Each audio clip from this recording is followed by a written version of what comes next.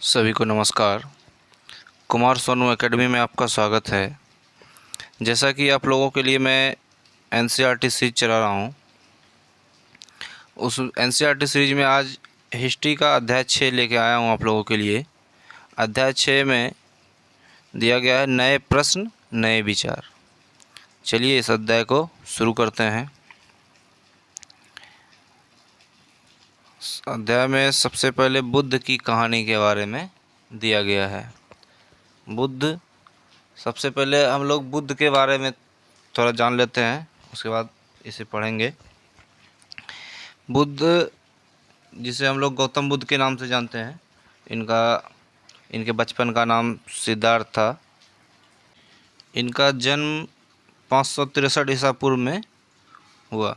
देखिए यहाँ पे दिया गया बौद्ध धर्म के संस्थापक सिद्धार्थ थे, जिन्हें गौतम बुद्ध के नाम से भी जाना जाता है। एनसीईआरटी का जो दिया गया इस बुक में मैं वो बता रहा हूँ, और जो भी फैक्ट होंगे मैं कुछ कुछ पॉइंट आप लोग को बताते जाऊँगा, आप लोग नोट करते जाइएगा। उनका जन्म लगभग 2500 वर्ष पूर्व हुआ था।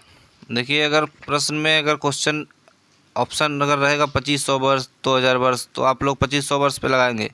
अगर डायरेक्ट ईस्वी पूछ लिया जाता है ईसा पूर्व, तो आप लोग जवाब देंगे 563 ईसा पूर्व। 563 ईसा पूर्व हुआ था। यह वह समय था जब लोगों के जीवन में परिवर्तन हो रहे थे।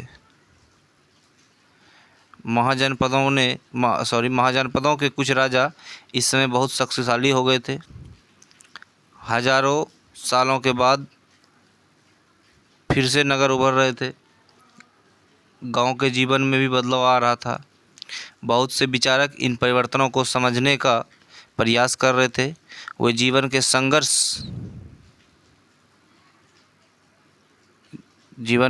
संघर्ष सच्चे अर्थ को भी जानना चाह रहे थे। यानी गौतम बुद्ध के बारे में बता जा रहा है। देखिए गौतम बुद्ध के बारे में थोड़ा सा हम लोग जानकारी ले लेते हैं। गौतम बुद्ध का जन्म 563 ईसा पूर्व हुआ था। इनका जन्म जो है लुम्बिनी नामक कपिलवस्तु के नज़दीक लुम्बिनी नामक ग्राम में हुआ था। देखिए अगर क्वेश्चन पूछ लिया जाता था आप लोग इसे बता देंगे। इनके पिता का नाम सुद्योधन था। इनकी माता का नाम माया देवी था। इनका लालन पालन मतलब इनका जो बचपन में पालन पोषण किया गया, इनकी सौतेली माँ प्रजापति गौतमी ने किया था इनका पालन पोषण। और गौतम बुद्ध का विवाह जो है 16 वर्ष की अवस्था में यशोधरा के साथ हुआ। यशोधरा नामक स्त्री के साथ इनका विवाह हुआ। गौतम बुद्ध का एक पुत्र भी हुआ। पुत्र का नाम राहुल था, लेकिन इन्होंने 29 वर्ष की अवस्था में गृह त्याग कर दिया था। चलिए आगे देखते हैं। आगे दिया गया है, बुद्ध क्षत्रिय थे तथा शाक्य नामक एक छोटे से गण से संबंधित थे। शाक्य नामक गण से संबंधित थे। युवावस्था में ही ज्ञान की खोज में उन्होंने घर के सुखों को छोड़ दिया, जैसा कि मैंने आप लोगों को बताया अभी। अनेक वर्षों तक वे भ्रमण करते रहे तथा अन्य विचारकों से मिलकर चर्चा करते रहे। अंततः ज्ञान प्राप्ति के लिए उन्होंने स्वयं ही रास्ता ढूंढने का निश्चय किया। इसके लिए उन्होंने बोध गया, जो कि बिहार में है, आप लोग जानते होंगे, में एक पीपल के नीचे कई दिनों तक तपस्या की। अंततः उन्हें ज्ञान की प्राप्त हुआ। पूछा जाता गौतम बुद्ध को ज्ञान की प्राप्ति कहाँ हुआ, तो बोध गया में। और किस वृक्ष के नीचे, ये सब प्रश्न आता है, तो आप लोग जवाब देंगे पीपल वृक्ष के नीचे। इसके बाद से वे बुद्ध के रूप में जाने गए। यहाँ से वे वाराणसी के निकट स्थित सारनाथ गए, जहाँ उन्होंने पहली बार उपदेश दिया। गौतम बुद्ध का सबसे पहला उपदेश कहाँ दिया गया, तो सारनाथ में। यहाँ से भी क्वेश्चन पूछा जाता है। कुशीनारा दिया है। इनकी मृत्यु जो है कुशीनगर में हुई थी। कुशीनगर में मृत्यु से पहले का शेष जीवन उन्होंने पैदल ही एक स्थान से दूसरे स्थान यात्रा करने और लोगों को शिक्षा देने में व्यतीत किया। यानी मृत्यु से पहले जो है उन्होंने एक स्थान से दूसरे स्थान जाने के लिए पैदल यात्रा ही की और लोगों को शिक्षा देने में अपना जीवन व्यतीत किया, मृत्यु होने से पहले। उसके बाद दिया गया है बुद्ध ने शिक्षा दी कि यह जीवन, देखिए ये क्वेश्चन सीटेट में आया हुआ है जिसे मैं अंडरलाइन कर रहा हूँ। बुद्ध ने शिक्षा दी कि जीवन कष्टों और दुखों से भरा हुआ, स्टेटमेंट वाले क्वेश्चन में आया हुआ है। जब मैं आप लोग को PYQ करवाऊँगा तो उसमें आप देखिएगा ये क्वेश्चन पूछा गया है सीटेट में। ऐसा हमारी इच्छा और लालसाओं जो हमेशा पूरी नहीं हो सकती है के कारण होता है। मतलब जीवन जो है कष्ट और दुख से भरा रहता है। गौतम बुद्ध का कहा हुआ वाक्य है। गौतम बुद्ध ने कहा है कि जीवन कष्ट और दुख से क्यों भरा हुआ होता है। ऐसा इसलिए होता है कि हमारी इच्छा और लालसा होती है, इसी के कारण जीवन दुख और कष्टों से भरा हुआ होता है। ये इस लाइनों को आप लोग ध्यान से देखेंगे, ये सीटेट पूछ चुका है। हो सकता है सीटेट क्वेश्चन को रिपीट भी करता है, आप लोग ध्यान से पढ़ेंगे। देखिए नेक्स्ट, कभी कभी हम जो चाहते हैं वह प्राप्त कर लेने के बाद भी संतुष्ट नहीं होते हैं। कभी कभी जो हम चाहते हैं वो प्राप्त अगर हो जाता है उसके बाद भी हम संतुष्ट नहीं होते हैं। ये सारी बातें गौतम बुद्ध के द्वारा कही गई है। एवं और अधिक, प्राप्त होने के बाद और अधिक वस्तुओं को पाने की इच्छा करने लगते हैं। बुद्ध ने इस लिप्सा को तृष्णा कहा है। बुद्ध ने शिक्षा दी है कि आत्मसंयम अपनाकर हम ऐसी लालसा से मुक्ति पा सकते हैं। जहाँ से मैं कर रहा हूँ आप लोग ध्यान देंगे, एक मिनट, इसे आप लोग जो मैं अंडरलाइन कर रहा हूँ उसे आप लोग ध्यान से पढ़ेंगे। यहाँ से एक प्रश्न पूछा गया है, आप लोग इसे अच्छी तरीके से देख लेंगे ताकि आपसे प्रश्न छूटे नहीं। हम आप लोग से उम्मीद कर रहे हैं कि आप लोग अच्छी तरह से तैयारी करें। आने वाले दिसंबर में जो दिसंबर सीटेट जो आने वाला, अभी तक नोटिफिकेशन नहीं आया है, आएगा तो मैं आप लोग को बता दूंगा। मैं चाहता हूं कि आप लोग अच्छी तरह से पढ़ें और SST में 50+ नंबर लाएं। इसलिए मैं बार बार बता रहा हूं, NCERT के एक एक लाइन को पढ़ना पड़ेगा। नेक्स्ट चलिए शुरू करते हैं। उन्होंने लोगों को दयालु होने तथा मनुष्यों के साथ साथ जानवरों के जीवन का भी आदर करने की शिक्षा दी। वे मानते थे कि हमारे कर्मों के परिणाम, चाहे वे अच्छे हो या बुरे, हमारे वर्तमान जीवन के साथ साथ बाद के जीवन को भी प्रभावित करते हैं। एक मिनट, यानी वर्तमान जीवन के साथ साथ बाद के जीवन में भी हमारे कर्म जो होते हैं अच्छे या बुरे, वे बाद के जीवन को भी प्रभावित करते हैं। बुद्ध ने अपनी शिक्षा सामान्यतः लोगों की बुद्ध ने अपनी शिक्षा जो है, चलो इधर देख, ये वही लिखा है सारनाथ में उन्होंने जो अपना उपदेश दिया था। यहाँ पे लिखा हुआ है, आप लोग ध्यान से पढ़ लेंगे इसे, जो कि मैं आप लोग को बता चुका हूँ कि सारनाथ में बुद्ध ने अपना पहला उपदेश दिया था। नेक्स्ट, हाँ, बुद्ध जो है अपनी शिक्षा जो है सामान्यतः लोगों को प्राकृतिक भाषा में दी। प्राकृतिक भाषा में इसलिए दी कि जो भी लोग हैं उन्हें उसे संदेश को पढ़ सके, समझ सके, इसलिए उन्होंने प्राकृतिक भाषा में दी। बुद्ध ने कहा कि लोग किसी शिक्षा को केवल इसलिए नहीं स्वीकार करें कि उनका उपदेश है, बल्कि वे उसे अपने विवेक से मापें। आओ देखें उन्होंने ऐसा किस प्रकार किया। आओ देखें, हम लोग देखते हैं क्या है, आगे बताया गया है इस प्रकार उन्होंने किस प्रकार किया। देखिए ये कहानी दिया गया है इसमें NCERT में, इससे प्रश्न नहीं आएंगे। अगर आप लोग का मन हो तो आप लोग पढ़ सकते हैं, लेकिन यहाँ से प्रश्न नहीं आएंगे सीटेट में, यहाँ से प्रश्न नहीं आता है। मैं कर दे रहा हूँ, आप लोग का इच्छा हो तो आप लोग पढ़ सकते हैं। मैं जूम कर दे रहा हूँ। ये किसो गौतमी नामक एक महिला है, उनका पुत्र का मृत्यु हो गया था, तो उन्होंने वो महिला गौतम बुद्ध के पास, किसी ने पता दिया था गौतम बुद्ध का, तो महिला आई थी, तो गौतम बुद्ध ने उन्हें समझाया था। ये कहानी आप लोग पढ़ लेंगे, यहाँ से प्रश्न नहीं आते हैं सीटेट में। देखिए यहाँ से एक क्वेश्चन आता है, हो सके पूछ ले, ऐसे आप लोग ध्यान में अंडरलाइन कर दे रहा हूँ, उसे आप ध्यान देंगे। देखिए यहाँ से ये क्वेश्चन पूछ लिया जाएगा। देखिए 6 जो प्रतिनिधित्व दर्शन की जो 6 शाखाएं दी गई है, उसमें है एक से वैशेषिक जो है न्याय, सांख्य, योग, पूर्व मीमांसा और वेदांत या उत्तर मीमांसा के नाम, वेदांत या उत्तर मीमांसा के नाम से जाना जाता है। दर्शन की इन 6 पद्धतियों की स्थापना क्रमशः किस ऋषियों ने किया, इस चीज़ को आप लोग पढ़ लेंगे। देखिए, ऋषि कनद, गौतम, कपिल, पतंजलि। देखिए ये वाला प्रश्न आ जाता है, पतंजलि योग, योग का किस ऋषि ने दिए, क्रम से स्थापना किया किस ऋषि ने, तो पतंजलि ने। वैशेषिक का तो दे देंगे ऋषि कनद ने, न्याय का तो गौतम ने, योग का पतंजलि ने, उसके बाद हाँ सांख्य का कपिल ने और योग का पतंजलि, पूर्व मीमांसा का जैमिक और वेदांत का व्यास द्वारा की गई। तो इसे आप लोग नोट कर लेंगे, इससे ज़्यादा यहाँ से नहीं आता है,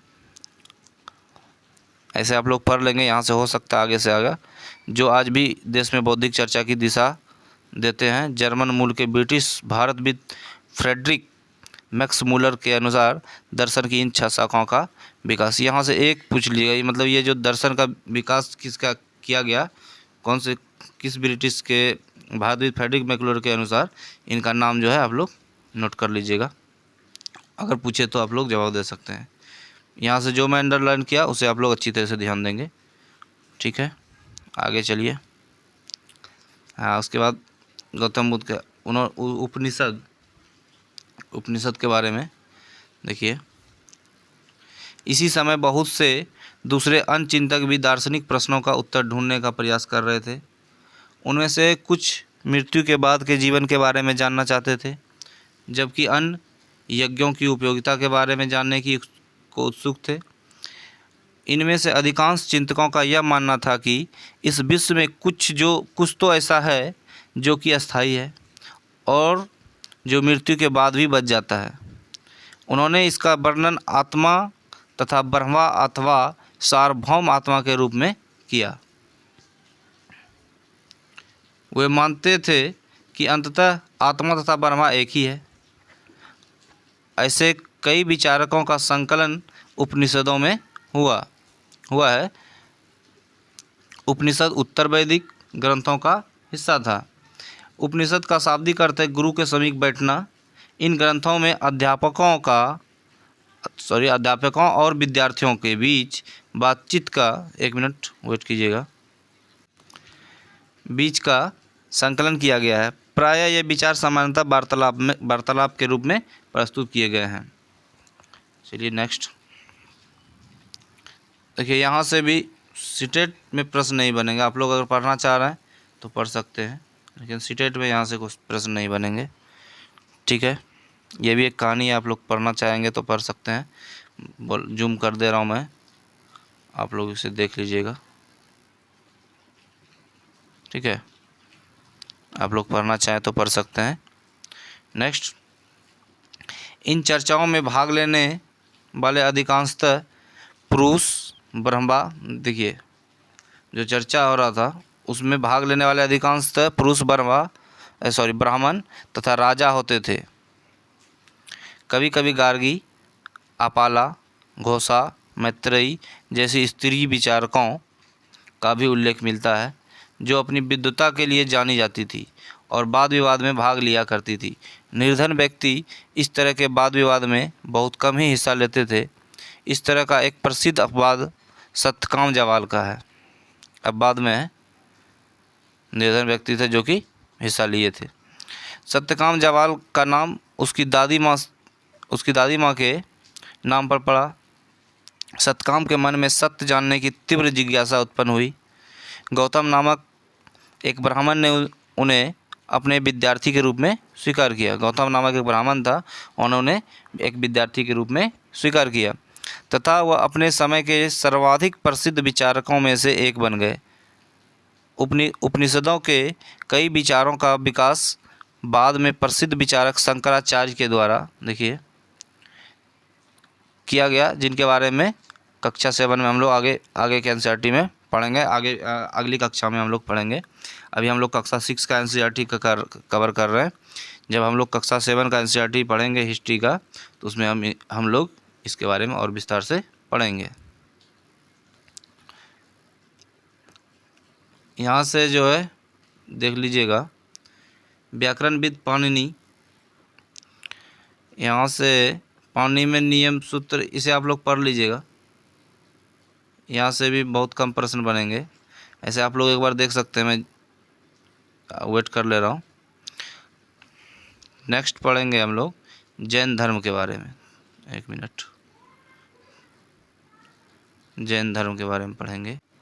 देखिए, जैन धर्म इसी युग में अर्थात लगभग 2500 वर्ष पूर्व जैन धर्म के 24वें तथा अंतिम तीर्थंकर वर्धमान महावीर ने, देखिए अगर आपसे क्वेश्चन डायरेक्ट पूछ लिया जाए जैन धर्म के यानी महावीर का जन्म कब हुआ था, तो आप लोग जवाब देंगे 540 ईसा पूर्व। गौतम बुद्ध का क्या था 563 ईसा पूर्व, और महावीर का है 540 ईसा पूर्व। आप लोग इसे ध्यान में रखेंगे, यहाँ से प्रश्न आ सकता है।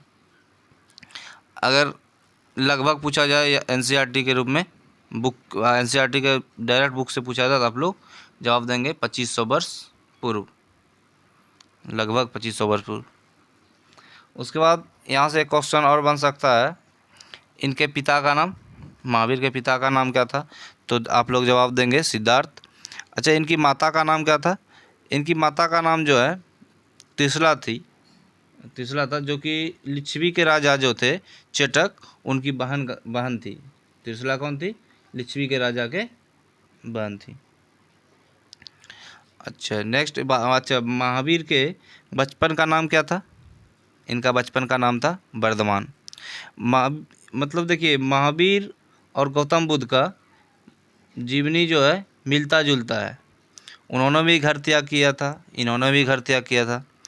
इन्होंने 30 वर्ष की उम्र में माता पिता की मृत्यु के पश्चात अपने बड़े भाई नंदीवर्धन से अनुमति लेकर संन्यास जीवन को स्वीकारा था। इन्होंने गृह त्याग किया था, लेकिन इन्होंने अपनी माता पिता के मृत्यु के बाद अपने बड़े भाई से परमिशन लेके इन्होंने गृह त्याग किया था। 30 वर्ष की उम्र, उन्होंने 29 वर्ष की उम्र में गृह त्याग किया था। कौन ने, गौतम बुद्ध ने, और वर्धमान महावीर ने 30 वर्ष की उम्र में। चलिए नेक्स्ट, पेंसिल आगे पढ़ते हैं। इसमें दिया गया हुआ, बज्जी संघ के लिच्छवी कुल के एक क्षत्रिय राजकुमार थे। इस संघ के विषय में तुमने अध्याय 5 में पढ़ा होगा। 30 वर्ष की आयु में उन्होंने घर छोड़ दिया, जो कि मैं अभी बताया आप लोग को, और जंगल में रहने लगे। 12 वर्ष तक उन्होंने कठिन व एकाकी जीवन व्यतीत किया। इसके बाद उन्हें ज्ञान प्राप्त हुआ। उनकी शिक्षा सरल थी। सत्य जानने की इच्छा रखने वाले प्रत्येक स्त्री और पुरुष को अपना घर छोड़ देना चाहिए। उन्होंने कहा, उन्हें अहिंसा के नियम का कड़ाई से पालन करना चाहिए, अर्थात किसी भी जीव को ना तो कष्ट देना चाहिए और ना ही उसकी हत्या करनी चाहिए। महावीर का कहना था, सभी जीव जीना चाहते हैं, एक मिनट, सभी के लिए जीवन प्रिय है। महावीर ने अपनी शिक्षा प्राकृत में दी। यही कारण है कि साधारण जन भी उनके तथा उनके अनुयायियों के शिक्षा को समझ सके, इसलिए उन्होंने अपनी शिक्षा प्राकृत में दी। चलिए नेक्स्ट देखते हैं।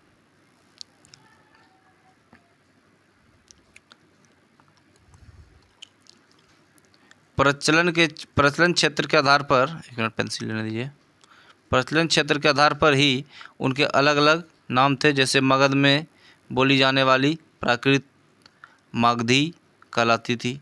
जैन नाम से जाने गए महावीर के अनुयायियों को भोजन के लिए भिक्षा मांगकर सादा जीवन बिताना होता था। उन्हें पूरी तरह से ईमानदार होना पड़ता था तथा चोरी न करने की उन्हें सख्त हिदायत थी। उन्हें ब्रह्मचर्य का पालन करना होता था। पुरुषों को वस्त्रों सहित सब कुछ त्याग देना होता था। पुरुष जो है वस्त्र भी त्याग देते थे जैन धर्म में। ये सब प्रश्न पूछा जाएगा, आप लोग, मैं अंडरलाइन किया, आप लोग ध्यान से देखेंगे। अधिकांश व्यक्ति के लिए ऐसे कड़े नियम का पालन करना बहुत कठिन था। फिर भी हजारों व्यक्तियों ने इस नई जीवन शैली को जानने और सीखने के लिए अपने घरों को छोड़ दिया। कई अपने घरों पर ही रहे और भिक्षु और भिक्षुनी बने लोगों को भोजन प्रदान कर उनकी सहायता करते रहे। मुख्यतः व्यापारियों ने जैन धर्म का समर्थन किया। किसानों के लिए एक मिनट समर्थन किया। किसानों के लिए इन नियमों का पालन करना अत्यंत कठिन था, क्योंकि फसल की रक्षा के लिए उन्हें कीड़े मकोड़ों को मारना पड़ता था। बाद की सदियों में जैन धर्म उत्तर भारत के कई हिस्सों के साथ साथ, देखिए ये यहाँ से आप लोग अंडरलाइन कर दे रहे हैं, आप लोग ध्यान से देखिएगा। यानी पूछा जाएगा जैन धर्म भारत के किन किन हिस्सों में फैला हुआ था उस समय, तो आप लोग गुजरात, तमिलनाडु और कर्नाटक में भी फैल गया। महावीर तथा उनके अनुयायियों की शिक्षाएं कई शताब्दियों तक मौखिक रूप में ही रही। वर्तमान रूप में उपलब्ध जैन धर्म की शिक्षाएं लगभग 1500 वर्ष पूर्व गुजरात में वल्लभी नामक स्थान पर लिखी गई थी। यानी 1500 साल पहले ही लिखी गई, उससे पहले मौखिक थी। नेक्स्ट देखिए संघ, हम लोग पढ़ेंगे संघ। संघ महावीर तथा बुद्ध दोनों का ही मानना था कि घर का त्याग करने पर ही सच्चे ज्ञान की प्राप्ति हो सकती है। ऐसे लोगों के लिए उन्होंने संघ नामक संगठन बनाया, जहां घर त्याग करने वाले लोगों को एक साथ रह सके। यानी जो जो घर त्याग करते थे लोग, वो एक साथ रह सके, इसीलिए उन महावीर तथा बुद्ध दोनों ने संघ नामक संगठन का गठन किया, जहाँ पे लोग इकट्ठे रह सकते। संघ में रहने वाले बौद्ध भिक्षुओं के लिए बनाए गए नियम विनय पिटक नामक ग्रंथ से मिलते हैं। विनय पिटक से हमें पता चलता है कि संघ में पुरुषों और स्त्रियों के रहने की अलग अलग व्यवस्था थी। सभी व्यक्ति संघ में प्रवेश ले सकते थे। हालांकि संघ में प्रवेश के लिए बच्चे को अपने माता पिता से, दासों को अपने स्वामी से, राजा के यहाँ काम करने वाले लोगों को राजा से तथा कर्जदारों को अपने देनदारों से अनुमति लेनी होती थी। और एक स्त्री के लिए उसके अपने पति से अनुमति लेनी होती थी, तभी वो लोग संघ में आते थे। संघ में प्रवेश लेने वाले स्त्री पुरुष बहुत सादा जीवन जीते थे। वे अपना अधिकांश समय ध्यान करने में बिताते थे और दिन के एक निश्चित समय में वे शहरों तथा गांवों में जाकर भिक्षा मांगते थे। यही कारण है कि उन्हें भिक्षा मांगते थे उन्हें भिक्खु तथा भिक्खुनी, साधु के लिए प्राकृत शब्द कहा गया है। वे आम लोगों को वो शिक्षा देते थे। ये लोग क्या करते थे, जो भिक्खु और भिक्खुनी थे, वो आम लोगों को शिक्षा देते थे, साथ ही एक दूसरे की सहायता भी करते थे। किसी तरह की आपसी लड़ाई का निपटारा करने के लिए वे प्रायः बैठकें भी किया करते थे। संघ में प्रवेश लेने वाले, देखिए यहाँ से प्रश्न बन सकता है, संघ में प्रवेश लेने वाले कौन कौन थे? ब्राह्मण, क्षत्रिय, व्यापारी, मजदूर, नाई, गणिकाएँ तथा दास शामिल थे। यहाँ से बन सकता है। इनमें से कई लोगों ने बुद्ध की भिक्षाओं के लिए विषय में लिखा तथा कुछ लोगों ने संघ में अपने जीवन के विषय में सुंदर कविताओं की रचना की। अब नेक्स्ट विहार। जैन तथा बौद्ध भिक्षु पूरे साल एक स्थान से दूसरे स्थान घूमते हुए उपदेश दिया करते थे। ये लोग एक स्थान से दूसरे स्थान जाते थे और उपदेश दिया करते थे। केवल देखिए यहाँ से भी प्रश्न आया हुआ सीटेट में, केवल वर्षा ऋतु में जब यात्रा करना कठिन हो जाता था तो वे एक स्थान पर ही निवास करते थे। ऐसे समय में वे अपने अनुयायियों द्वारा उद्यानों में बनवाए गए अस्थायी निवासों में अथवा पहाड़ी क्षेत्रों की प्राकृतिक गुफाओं में रहते थे। यहाँ से सीटेट में प्रश्न पूछा गया है, आप लोग इसे ध्यान देंगे। जैसे जैसे समय बीतता गया भिक्षु और भिक्षुनियों ने स्वयं तथा उनके समर्थकों ने अधिक अस्थायी शरण स्थलों की आवश्यकता का अनुभव किया। तब कई शरण स्थल बनाए गए जिन्हें विहार कहा गया। आरंभिक विहार, नेक्स्ट देखिए यही पहाड़ियों में वो लोग गुफा बना के रहते थे, उसमें पहाड़ी को काटकर जो है गुफा का निर्माण किया गया जिसमें ये लोग रहते थे। ये जो पिक्चर है वर्तमान में महाराष्ट्र, उस समय कार्ले यहाँ दिया गया है, देखिएगा आप लोग। ये एक गुफा है, यह वर्तमान में जो कार्ले में है, वर्तमान में महाराष्ट्र में है। उस समय कार्ले था, अभी महाराष्ट्र में है। एक गुफा है जिसमें ये लोग भिक्षु और भिक्षुनी शरणार्थी बन के इसमें रहते थे। चलिए नेक्स्ट।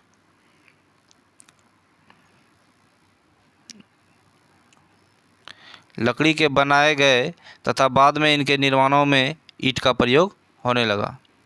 क्या बना था लकड़ी का, एक मिनट थोड़ा देखिएगा। अच्छा, ये गुफा जो था उसमें लकड़ी के भी कुछ बनाए गए थे। बाद में ईंटों का प्रयोग होने लगा। पश्चिमी भारत में विशेषकर कुछ बिहार पहाड़ियों को खोदकर बनाए गए।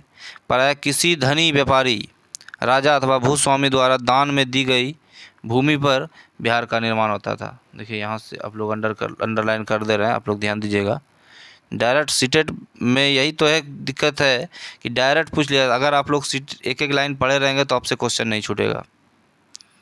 और सीटेड का सिलेबस भी लिमिटेड है। अगर आप लोग 6, 7, 8 का एनसीईआरटी का बुक पढ़ के जाएंगे तो एसएसटी में प्रश्न नहीं छूटेगा आप लोग से। भिक्खु भिक्खुनियों के लिए भोजन, वस्त्र तथा दवाइयाँ लेकर आते थे। बदले ये भिक्खु और भिक्खुनी लोगों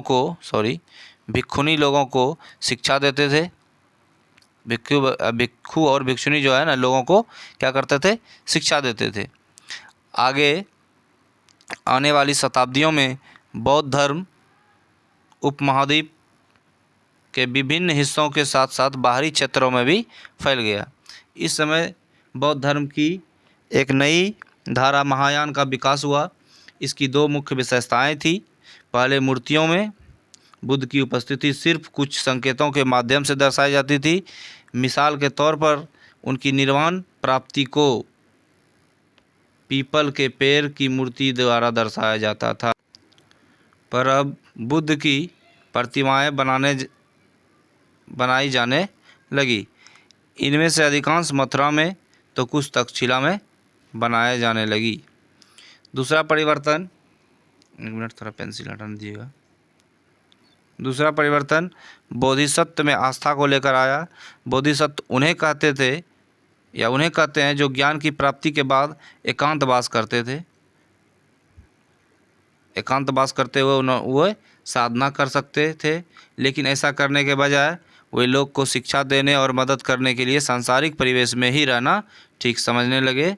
धीरे धीरे बोधिसत्व की पूजा काफ़ी लोकप्रिय हो गई और पूरे मध्य एशिया में, देखिए यहाँ से प्रश्न बन सकते हैं, पूरे मध्य एशिया, चीन और बाद में कोरिया तथा जापान तक फैल गई। बौद्ध धर्म का प्रसार पश्चिमी और दक्षिणी भारत में हुआ, जहाँ बौद्ध भिक्षुओं के रहने के लिए पहाड़ियों में दर्जनों गुफाएं खोदी गई। ये लोग प्रसार में भारत, दक्षिण भारत में, पश्चिम भारत में गए, जहाँ पे इन लोगों के लिए रहने के लिए दर्जनों गुफाएं खोदी गई। नेक्स्ट, बौद्ध धर्म दक्षिण, देखिए यहाँ से भी प्रश्न आते हैं। बौद्ध धर्म दक्षिण पूर्व की ओर श्रीलंका, म्यांमार तथा थाईलैंड तथा इंडोनेशिया सहित दक्षिण पूर्व एशिया के अन्य भागों में भी फैला। थेरवाद नामक बौद्ध धर्म का आरंभिक रूप इन क्षेत्रों में कहीं अधिक प्रचलित था।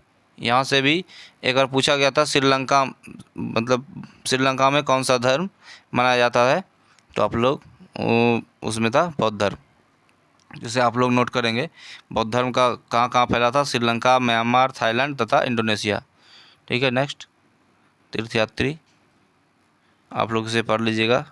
इससे कौन कौन यात्री आए थे देख लेते हैं। और चलिए, अच्छा यहाँ से प्रश्न बन सकते हैं, एक बार आपको पढ़ के दिखा दे रहा हूँ। तीर्थयात्री वे स्त्री होते थे या होते हैं जो इनसे प्रश्न कुछ बनेगा। आप लोग इसे, मैं जूम कर दे रहा हूँ, आप लोग इसे पढ़ लीजिएगा। ऐसे जो मुख्य थे, जो इम्पोर्टेंट थे, मैं आप लोग को बताया। आप लोग इसे एक बार पढ़ लीजिएगा अच्छे से, ठीक है। नालंदा, जो कि बहुत बड़ा विश्वविद्यालय था। यहाँ देखिए, नालंदा शिक्षा का एक विशिष्ट केंद्र। स्वयं त्सांग तथा अन्य तीर्थयात्रियों ने उस समय के सबसे प्रसिद्ध बौद्ध विद्या केंद्र नालंदा, जो कि बिहार में है, में अध्ययन किया। उसने नालंदा के बारे में इस प्रकार लिखा है, यहाँ के शिक्षक योग्यता तथा बुद्धि में सबसे आगे हैं। बुद्ध के उपदेशों का वह पूरी ईमानदारी से पालन करते हैं। मठ के नियम काफ़ी सख्त हैं, जिन्हें सबको मानना पड़ता है। पूरे दिन वाद विवाद चलते ही रहते हैं, जिसमें युवा और वृद्ध दोनों ही एक दूसरे की मदद करते हैं। विभिन्न शहरों से विद्वान लोग अपनी शंकाएं दूर करने यहाँ आते हैं। नए आगंतुकों से पहले द्वारपाल ही कठिन प्रश्न पूछते हैं। उन्हें अंदर जाने की अनुमति तभी मिलती है जब वे द्वारपाल को सही सही उत्तर दे पाते हैं। 10 में से 7-8 उत्तर नहीं दे पाते हैं, यानी 10 में से 7-8 उत्तर भी सही नहीं दे पाते हैं जो उनके द्वारपाल जो प्रश्न पूछते हैं। ठीक है दोस्तों, अब ये चैप्टर यहाँ समाप्त होता है। अब इसमें कुछ प्रश्न उत्तर दिए गए हैं, आप लोग देख लीजिएगा। मैं जब प्रश्न उत्तर का सीरीज चलाऊंगा तो उसमें मैं सारा कवर करूंगा। अच्छा, यहाँ एक और है, जीवन के चरण, इसको देख लेते हैं थोड़ा। आश्रम, आश्रम शब्द का तात्पर्य है जीवन के एक चरण से है। ब्रह्मचर्य, गृहस्थ, वानप्रस्थ तथा संन्यास नामक 4 आश्रमों की व्यवस्था की गई है। ब्रह्मचर्य का जो मतलब है, ब्रह्मचर्य के अंतर्गत ब्राह्मण, क्षत्रिय तथा वैश्य से यह अपेक्षा की जाती थी कि वे इस चरण के दौरान वे सादा जीवन बिताकर वेदों का अध्ययन करेंगे। गृहस्थ आश्रम के अंतर्गत उन्हें विवाह कर एक गृहस्थ के रूप में रहना होता था। वानप्रस्थ के अंतर्गत उन्हें जंगल में रहकर साधना करनी थी। अंततः उन्हें सब कुछ त्याग कर सन्यासी बन जाना था। आश्रम व्यवस्था ने लोगों को अपनी जीवन का कुछ हिस्सा ध्यान में लगाने पर बल दिया। इससे प्रश्न ऐसे सीटेड में आते नहीं हैं, फिर भी मैं आप लोग को पढ़ के सुना दिया, इससे प्रश्न नहीं आएंगे। ठीक है, और जो प्रश्न दिए गए हैं एनसीईआरटी के बुक में, इसे आप लोग प्रश्न को बनाने का प्रयास कीजिएगा। जो मैं थ्योरी बताया उससे प्रश्न जो बनेंगे, अगर जो डाउट रह जाता है आप लोग कमेंट करेंगे, मैं आपको रिप्लाई दूंगा। और जब मैं प्रश्न उत्तर का सीरीज चलाऊंगा तो मैं आपके लिए सारे प्रश्न जो PYQ हैं और जो भी इम्पोर्टेंट क्वेश्चन बनेंगे मैं सारे कवर करूंगा। ठीक है दोस्तों, अगर आप लोग इसी तरह मेरे वीडियो को देखना चाहते हैं तो मेरे चैनल को सब्सक्राइब करें और बेल आइकन को दबाएं ताकि आपको समय समय पर नोटिफिकेशन मिलते रहे। चलिए दोस्तों, थैंक यू।